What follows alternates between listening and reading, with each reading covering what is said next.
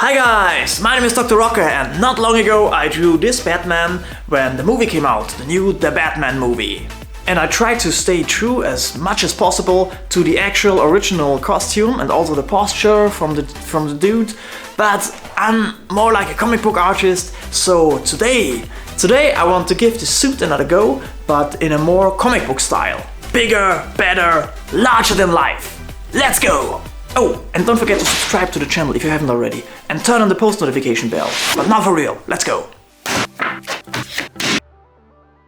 Okay guys, we start right off with the helpline for the shoulders, and based on that we define the whole gesture drawing. On the line for the chest muscles you can see the foreshortening of the whole pose, and it helps to know exactly where the other shoulder muscle needs to be. The small line beneath the chest muscles and the stomach muscles shows us the little pointy end from where it will change direction to make sure we have a really cool body type of a superhero. If you want to approach a more realistic style, then you would have to draw a rather straight line. I'm drawing the whole figure quite bulky, and the line in the middle of the chest helps us to put the underwear where it belongs. You might need to go back and forth with some areas, but make sure to take your time to do this properly so you get it right. As you know, the gesture drawing is the most important part of all the drawing. I love the position of the legs. That's a thing I learned from David Finch. He does this really good, so if you want to check out really good postures, he's my absolute favorite when it comes to that, for sure. And not just the postures, he's amazing in everything he does. But that's my special tip for today. Check out some Google images from David Finch, his superheroes, and you will see that's the best way to practice figure drawing, because he has such amazing postures. And as you might have noticed, the right arm is a little bit too long. Not much, but still enough to have to do it again. But I just realized that, I only realized that when I drew in the head and also drew in the hand beforehand. But that's just the way it goes. Don't be too lazy, erase it, start anew, and you will have a nice picture in the end. And it always helps to do helplines or even imaginary helplines like you can see here, and then you know where everything should belong properly. And so we got the gesture drawing right, which is the most important part, which I always tell you a couple of times in every video, but that's really important to know, so keep that in mind. And now we can start putting all these details from this armor on our gesture drawing. And there are a lot of details, so take your time with those and make sure to get them right, because it's not as easy to do all these details when they are foreshortened in one direction. It's easy when you use reference, but when you just have a reference from the figure that's standing straight in front of you, or you want to put it in another pose than the reference is standing in, you need to think everything through so you get it right. And what I think is totally okay is to fiddle around a little bit. You don't need to be a slave to the reference. My opinion.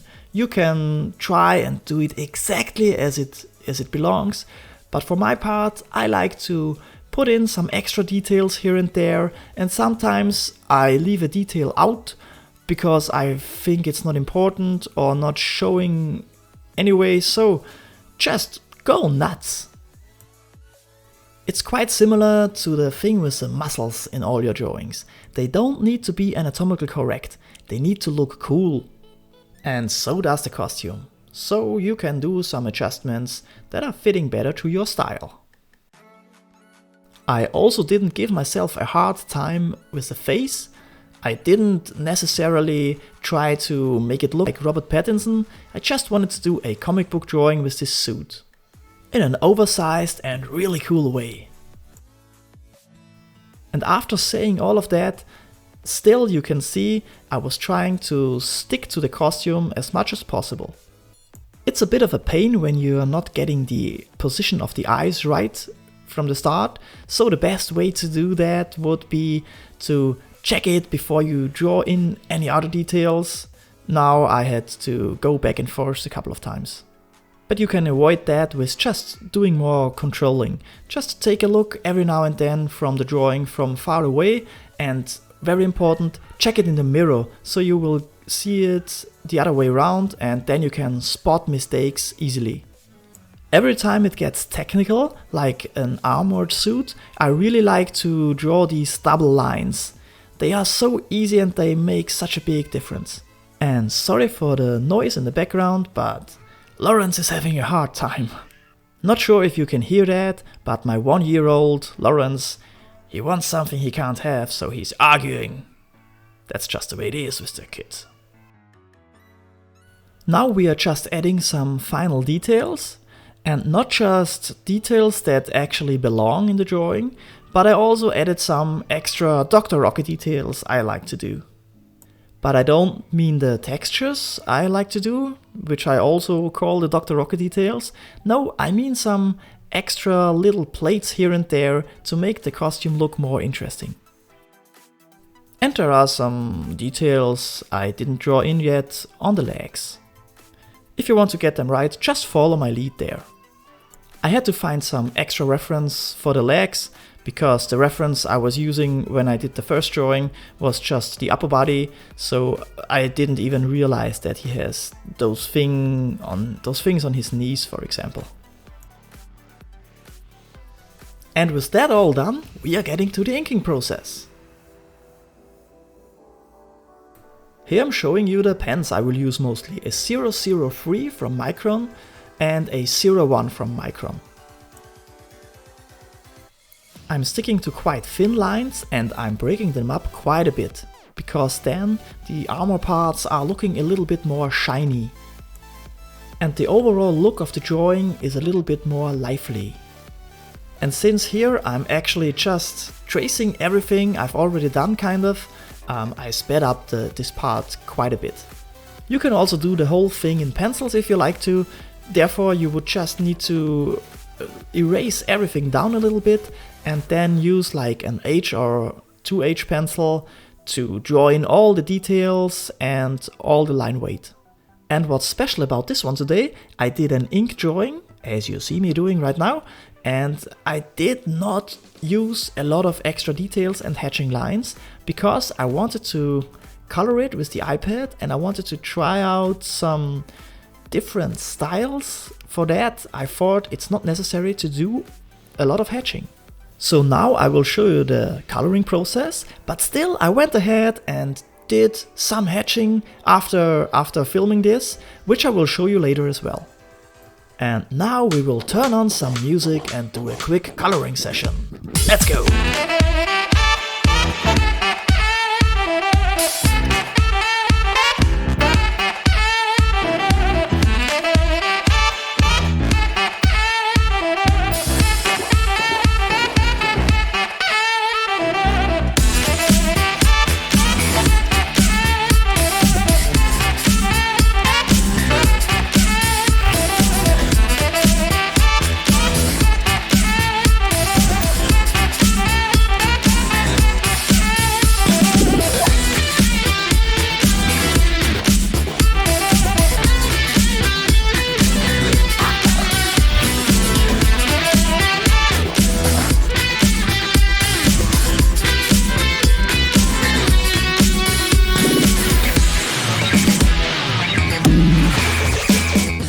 Okay people, here you have the more hatched version, but I wanted to try something else today with the coloring, which you have seen already, but I wanted to show you this again as well. And here you can see again, it's this suit, but in a more comic booky way, more in my style.